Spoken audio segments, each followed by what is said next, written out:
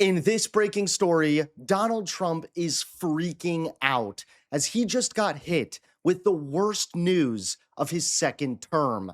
That's right, Donald Trump continues careening towards disaster, seemingly with no guardrails. How's it going, everybody? Hunter Avalone here with Occupy Democrats. Welcome back to another video. Now, at this point, enough is enough. We are all fed up with Donald Trump and with ICE. And JB Pritzker is demonstrating exactly how we need to talk to Donald Trump. Let's talk about what we're up against in 2025. President Trump and his bootlickers have torn down the U.S. Department of Education from the inside. Instead of helping to improve math and reading scores like you all are doing and supporting our educators, they're making it harder for students to get ahead. Books are being banned. History is being erased. Republicans want to take billions away from public schools and pump it into private institutions.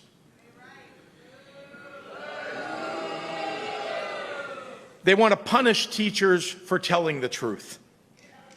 They want to criminalize educators for supporting LGBTQ students. They want to turn classrooms into cultural war battlegrounds. And I'm sorry to be vulgar, but Donald Trump and his cronies can f*** all the way off. And believe me, that vulgarity is warranted when you see the kind of horror that Donald Trump is inflicting on American communities. Just like lifeless, like he had like foam like around his mouth. Nobody wants to see their kids like that.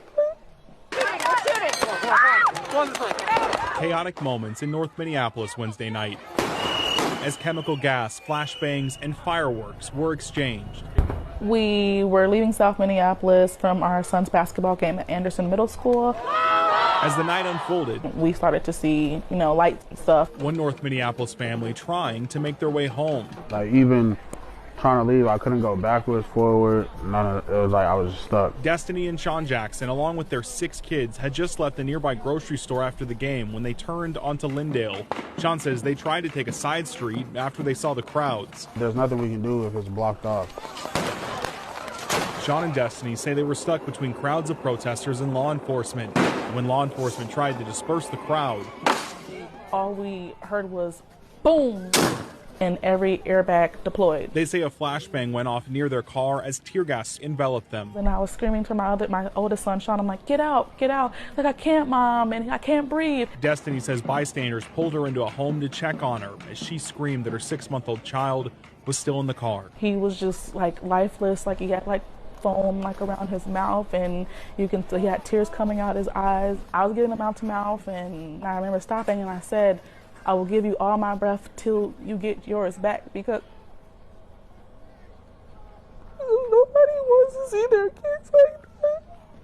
The family was taken to the hospital, all now okay. My kids' stuff is still in the car. But now Trump just got the worst news of his second term. Take a look at this. It is day 361 of President Trump's second term, and we've got a brand new CNN poll about President Trump's first year back in office. As our political director, David Chalian, said this morning, you really have to squint hard to find even a small piece of good news for the president in this poll. A majority of the country, 58%, say President Trump's first year has been a failure.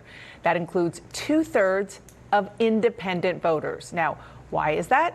Across the board, Americans disapprove of how the president is handling every major issue.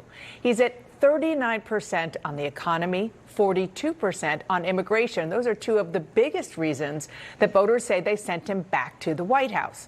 The economy is far and away Americans' top concern and has been for years.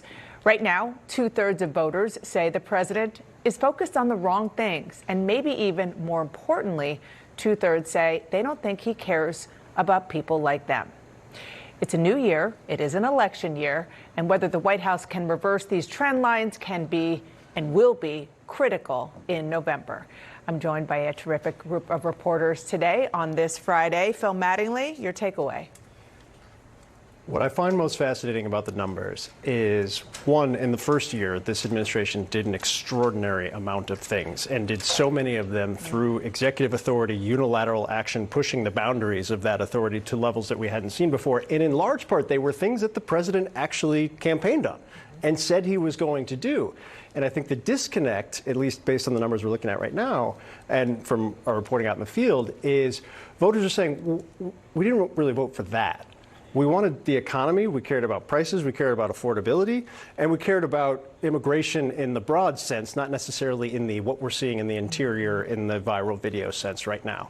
And that has been, you had a group of advisors and a president who were emboldened by an electoral victory that was without question, and believe that they had a mandate. They are utilizing that mandate or pushing that mandate to a degree, we've seen this in the past with other administrations, to a degree that maybe voters aren't entirely comfortable with, and at least certainly aren't right now based on the numbers we're seeing. Yeah, and Nia, let's look at the trend line here on overall and then on those two big issues that we were talking about. First of all, overall, the president came in February was the first time that CNN polled at 48% overall approval rating, which was a record high for him. It's very high for President Trump. And then you see the overall go down to where it is at 39% now. The economy, just starting in March, you can see that go down, and immigration also go down. I mean, obviously, as we've said, the economy in this poll and just understanding the world that we're living in is clearly the number one issue. Yeah. But the fact that immigration has gone down like that for the president, who has a sort of a calling card on closing the border, and people are not looking south or maybe a little bit north, they're looking in the interior on immigration, and obviously the economy is hurting him. Yeah. Thanks so much for watching. Please click that like button and subscribe to Occupy Democrats so that you can stay informed and help us stop Donald Trump.